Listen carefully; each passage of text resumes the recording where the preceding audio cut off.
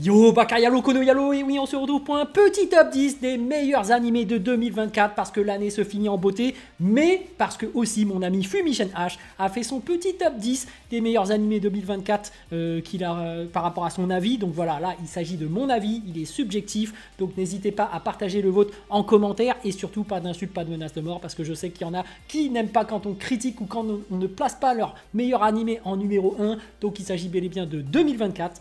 Et on va revenir par rapport à mon avis, évidemment. Et bien évidemment, avant de commencer la vidéo, instant auto-promo, bien évidemment. Mon manga Wolfus, disponible légalement et gratuitement sur Manga Drive. Je te mets le lien en description, comme ça tu pourras cliquer dessus. Et après, tu me fais un retour par rapport à ce banger, comme d'habitude. Je le répète, mon manga Wolfus, disponible légalement et gratuitement sur Manga Drive. Lien en description. Mais c'est parti, petit top 10 de cette année incroyable 2024 qui vient de passer. Et surtout, bonne année à tous, car 2025 commence en beauté avec des nouveaux animés, dont Sakamoto Days, qui va faire un carton grâce à moi, évidemment. Bon, évidemment, il y a le chef Otaku qui en parle, donc maintenant, ça va aussi être grâce à lui, mais c'est vrai que j'étais le premier sur le terrain, sur YouTube du moins. Bref, en numéro 10, oui, on commence très fort avec un anime toilette, j'appelle ça un anime toilette, mais il faut bien commencer par là parce que c'est le classement. Numéro 10, Ranma 1,5, parce qu'il y a la nostalgie qui joue, et puis c'est un remake qui est très beau, très coloré. Moi j'ai kiffé, voilà, j'ai regardé ça tranquillement sur Netflix, j'ai enchaîné tout ça, mais c'est vrai qu'il n'y avait pas de tension, il n'y avait pas d'enjeu particulier. Tu regardes un Slice of Life qui est très drôle, très humoristique, et puis il y a de la bagarre. Bon voilà, c'est très beau, c'est bien, je vous le conseille, voilà. Ranma 1,5, j'ai kiffé, donc 10e position, Ranma. Numéro 9, Blue Lock, oui, donc je suivais les matchs qui se passaient contre U20, c'est beau. Bon, évidemment, en termes d'animation, il y a des problèmes par rapport à des fois, tu as l'impression de passer le code de la route, tu as cette espèce de PowerPoint qui bouge un peu et puis poup, ça se fige. Alors, quel est le personnage quelle est la réponse, tu vois, entre les 4 trucs du code là, de la route. Mais bref, sinon c'était très beau, hein. Il y a certaines mises en scène qui sont incroyables. Déjà, dès qu'ils arrivent contre le match, tu as le fameux but qui ouvre le score de Nagi.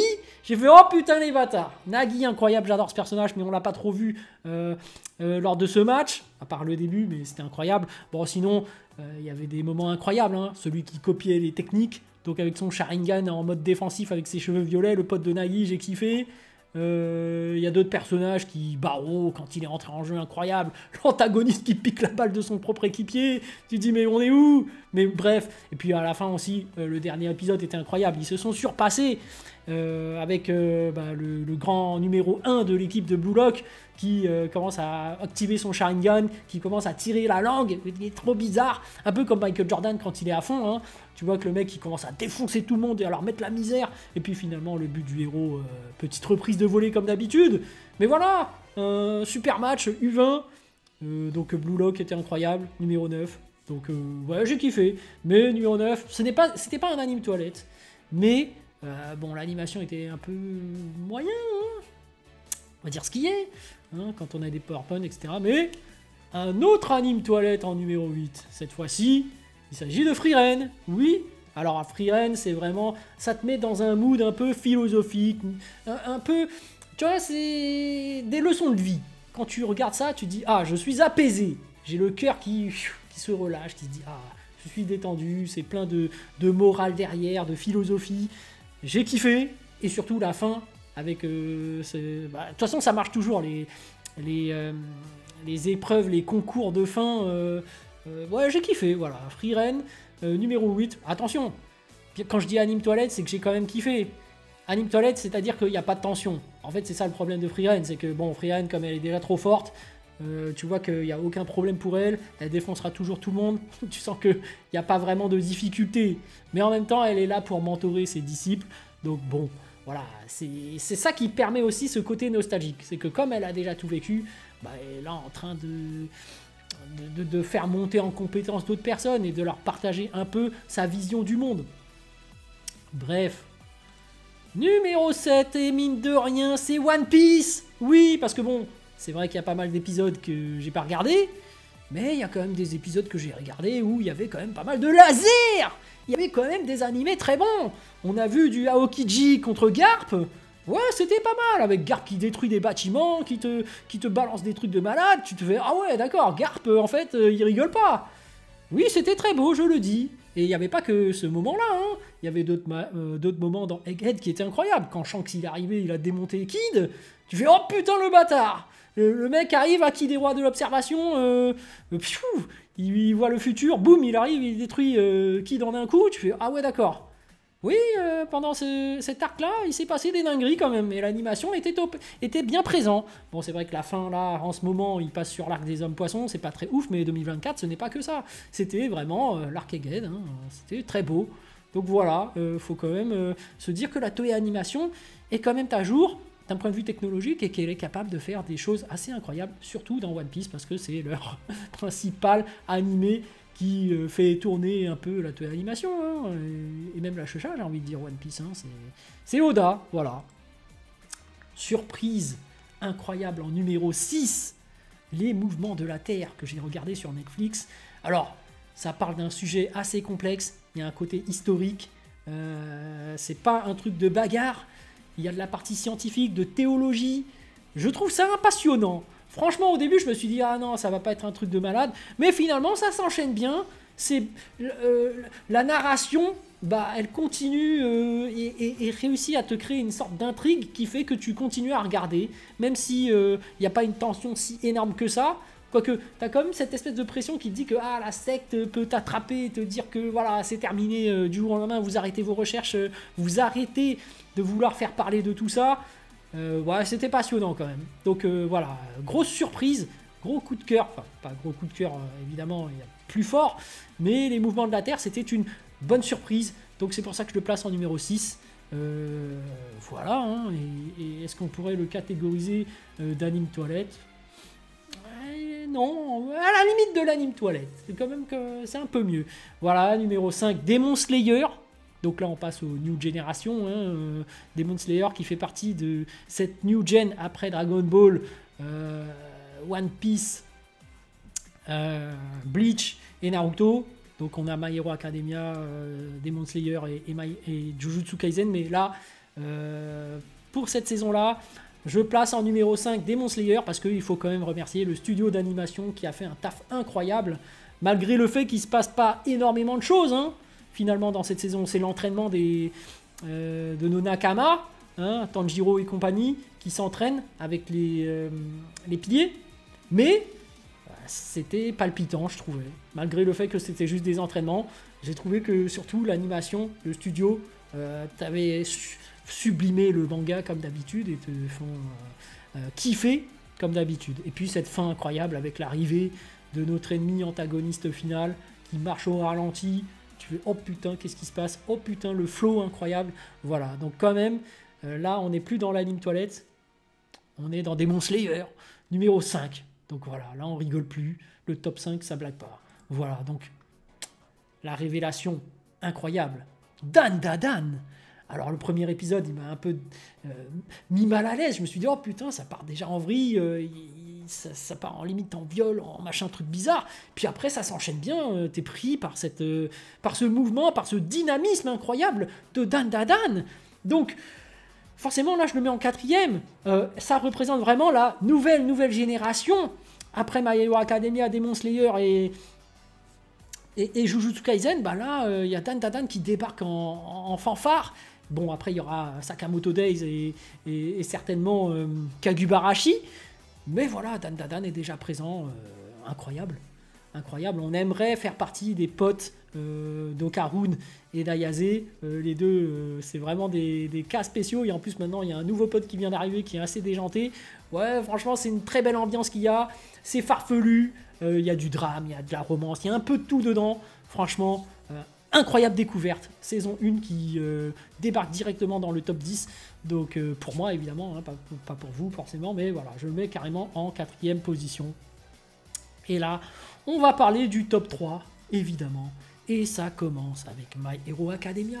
Parce que là, on approche de la fin et vraiment, les grosses histoires commencent à se clôturer. Et puis, il y a des combats incroyables. Donc, voilà, on a la fameuse fin de Todoroki et son frère. Donc, voilà, une histoire incroyable avec Endeavor qui se clôture. On a l'histoire de celle qui prend le sang des autres et qui se termine avec Ochako. On a forcément All Might, incroyable ce combat. Et ce moment quand il dit oui, voilà, All for One, t'es forcément là, tu m'as forcément vu parce que je t'ai mis la drill de toujours. Donc vas-y, on va combattre ensemble. Et puis t'as le héros contre ouais, celui qui est avec les mains, là, celui qui a plusieurs mains. Bref, voilà, t'as tous ces combats qui commencent à continuer, qui se clôturent.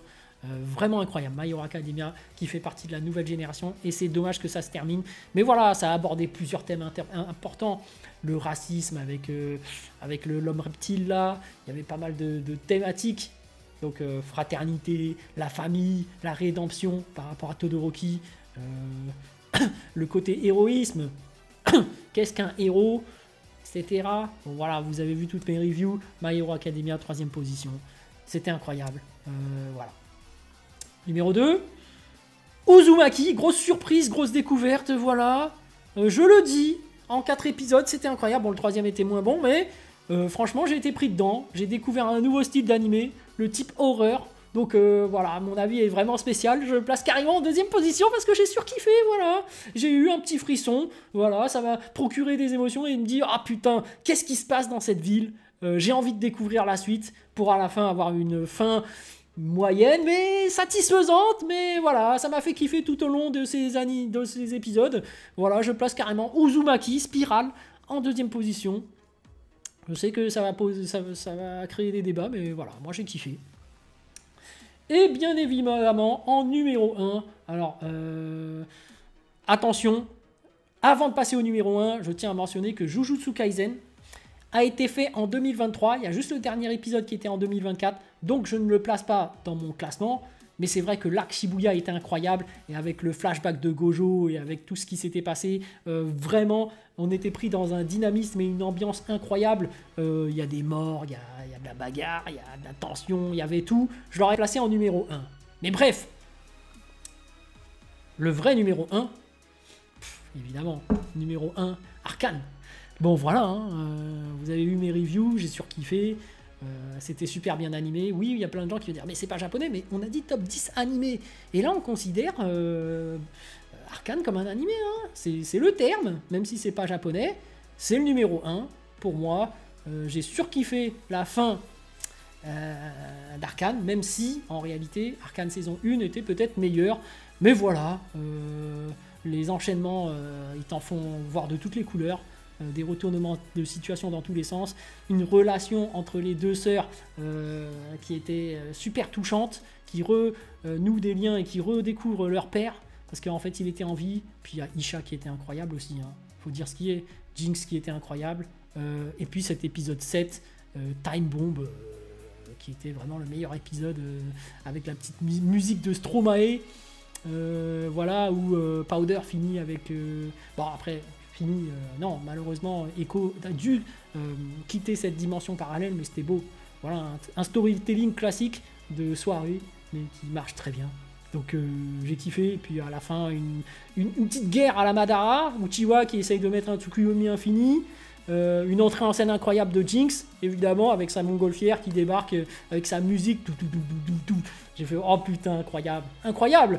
Donc voilà, Arcane numéro 1, de 2024, j'ai trouvé ça exceptionnel. Et voici mon top 10 des meilleurs animés 2024. Donc il y a pas mal de gens qui vont être surpris, mais je n'ai pas placé Dragon Ball Daima. Oui, je le dis, Dragon Ball Daima c'est incohérent. Je sais que Blue Fighters ils détestent quand on dit le terme incohérent. Mais je suis désolé, au bout d'un moment, quand t'as Goku qui est capable de battre un Tamagami, mais qui a des difficultés contre un homme oiseau, et en plus contre un Kraken... J'ai envie de dire non, ce n'est pas cohérent. Et puis Vegeta SSJ3, d'où ça sort ça, hein? Est-ce que finalement c'est canon ou pas canon? On se pose des questions à chaque fois. On se dit est-ce que c'est cohérent, pas cohérent? Bon, on est obligé de dire, on est obligé de sortir des excuses à chaque fois. Oui, mais on va considérer que finalement ce n'est plus canon. Finalement, Dragon Ball Daima, en fait, un tel parle le Namek et l'autre plus. On se trouve toujours des explications. Il y a toujours des gens qui sont pas unanimes sur le fait que c'est cohérent. Bon, quand il y a autant de questions que tout le monde se pose et qu'il y a autant de polémiques, je sais que bon, il y a un souci. par rapport à Dragon Ball Daima, et surtout il n'y a pas de tension, on est là, les vacances de Goku ça saoule, hein. C'est pire qu'un anime toilette là, c'est... Ouais voilà, je rage par rapport à Dragon Ball Daima, mais voilà, je ne l'ai pas mis dans le classement parce que c'est pas ouf. Voilà. Bon, évidemment, il se peut qu'il y a pas mal d'animés auxquels j'ai pensé, j'ai pas classé dans ce top 10. Vous pensez certainement à Windbreaker. J'ai vu que Filmation As a mis Castlevania. J'ai vu qu'il y en a pas mal. Oui, voilà, ça dépend des goûts. Moi, je les ai pas mis parce que je les ai pas tant appréciés que ça. Pourtant, je les ai vus. Tower of God aussi. Je les ai pas tous. J'ai regardé, mais voilà, je ne les mets pas dans le classement parce que voilà, il y en a d'autres qui méritaient plus leur positionnement ici. Ouais, hein. Toi-même tu sais, hein, Uzumaki, voilà, hein, deuxième. Il y en a qui sont surprenants, mouvement de la Terre, il n'y a personne qui l'a vu venir, boum, il est là. Frieren aussi, boum, il est là. Dandadan, nouvelle entrée, boum, il est là. Donc voilà, bientôt, on va voir pour 2025, j'attends avec impatience Sakamoto Days, évidemment, on va voir ce que ça va donner, mais franchement, la plus grosse réussite et la plus grosse surprise, Arcane, évidemment. J'ai surkiffé le numéro 1. Allez les amis, sur ce, je vous dis donc à plus dans le bus, ou plutôt à plus tard dans le car, ou plutôt à bientôt dans le bateau.